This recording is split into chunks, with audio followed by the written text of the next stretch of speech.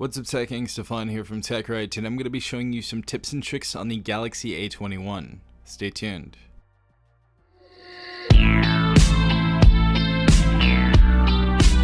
Alright everyone, hope everyone is having a great day. We're going to go ahead and get right into this. Now the first tip I'm going to be showing you is the one-handed mode, because this phone is pretty big at 6.5 inches.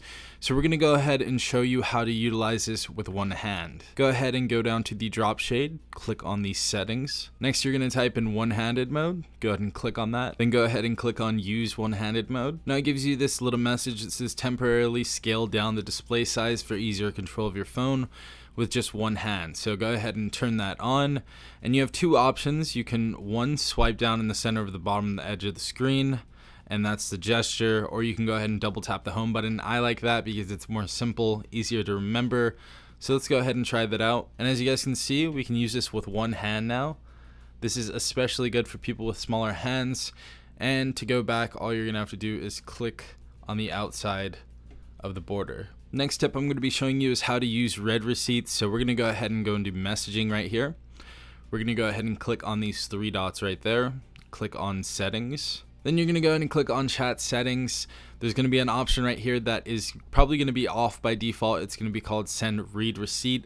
Senders will be notified when you have read their messages. If you want that on, go ahead and turn that on. You can also turn on share typing indications, so they're going to know when you are typing. I feel like when you turn these settings on, you kind of get what this phone's missing. So I definitely recommend optimizing your settings. Third tip is definitely going to have to be Dolby Atmos. As you guys see, we have our drop down shade right here. Now the only way to actually turn on Dolby Atmos is if you plug in some earbuds or headphones, or any Bluetooth headphones for that matter.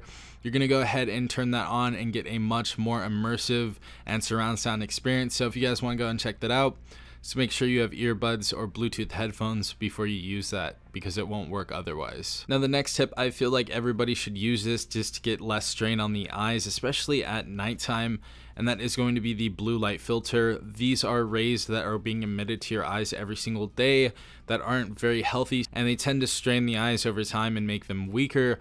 So I would definitely turn the blue light filter on to go ahead and combat that issue. It's definitely a lot more pleasing to the eyes, and it's very comfortable to just read or watch a movie with. Also, I would recommend having dark mode turned on. So if you guys don't have that turned on, turn that on, because it is a lot more comfortable to have on your eyes. Way less straining than the normal white lights that you have on your eyes every day. Now the fifth tip is going to be focus mode. So we're going to go into the drop down menu right here.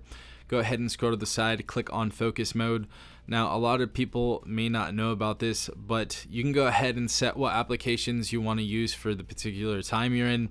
So if you're in work time, you're going to go ahead and click start, and you're going to put certain applications on hold so you can actually focus. So as you guys see, all of the fun applications are grayed out, and you can go ahead and set limits and timers and stuff like that. So I thought that was very cool, especially for people's mental health. I feel like they should take a break from their device every once in a while. So definitely go ahead and check that out so you can go ahead and combat that issue if it is a problem for you. Sixth tip is going to be NFC, and if you guys don't have this turned on, definitely go ahead and turn that on. You can go ahead and make very, very easy payments through Google Pay, send videos and photos to any other people that use Android Pim or NFC. So go ahead and use that if you guys are trying to get more used to the future of phone technology. And if you don't want to use it, obviously don't check it out. But this mostly helps physical mobile transactions as well as sharing photos and videos. Now the seventh tip I wanted to show you is the shooting methods, and that is going to be in the camera. Next, you want to go to settings right here.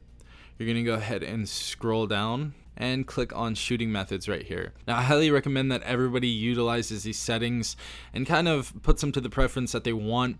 Now as you guys see right here, you can press the volume key to zoom. That is what I have it set to. You have a few other different options, but I would go ahead and customize this to your liking. A lot of people don't know that this is actually in the camera application, and they end up missing out on this. So if you want things like physical buttons to actually take pictures and zoom, I would definitely go and check this out. Also, there's another mode on here called show palm, and you can show your palm to the camera and it takes a picture for you. So it's really, really cool. and also the floating shutter button, just in case you need to move it around, in case you have small hands, because this is a huge 6.5 inch screen. Now the 8th tip and trick I'm going to be showing you on here is going to be in the phone settings right here. So we're going to go ahead and click on the 3 dots, and we're going to go ahead and click on make a video call using, and it's going to give you a couple of options. So it says default phone app, Duo, or any other video calling app that you have on there. It's probably going to give you an option to choose that as well. But this is a very good option right here. It's called Google Duo. You can actually call people that are on iOS from Android and video call them. So I feel like this is a very, very good application that's optimized into the phone, and it works very, very well. So I definitely check this out if you have any friends or family that use FaceTime, because this will work very well with them. So you're going to go in the settings. You're going to go to biometrics and security.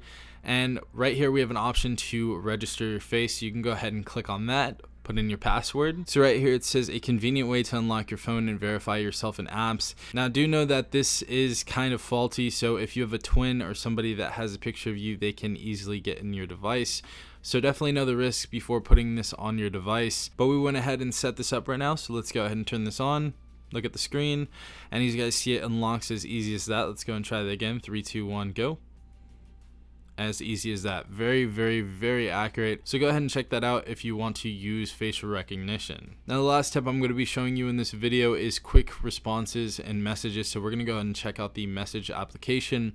Go ahead and click on these 3 dots right here and click on quick responses. Now this is a very good tool to use, and you can go ahead and input any type of custom text you want to go ahead and forward to the person that's currently calling you.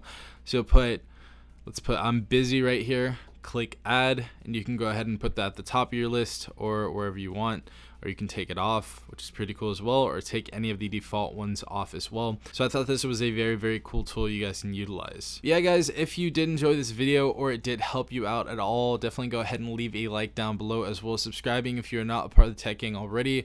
Also hit the notification bell if you guys want to be notified every time I do upload a new video. This has been Stefan from TechRight. Peace out, tech gang.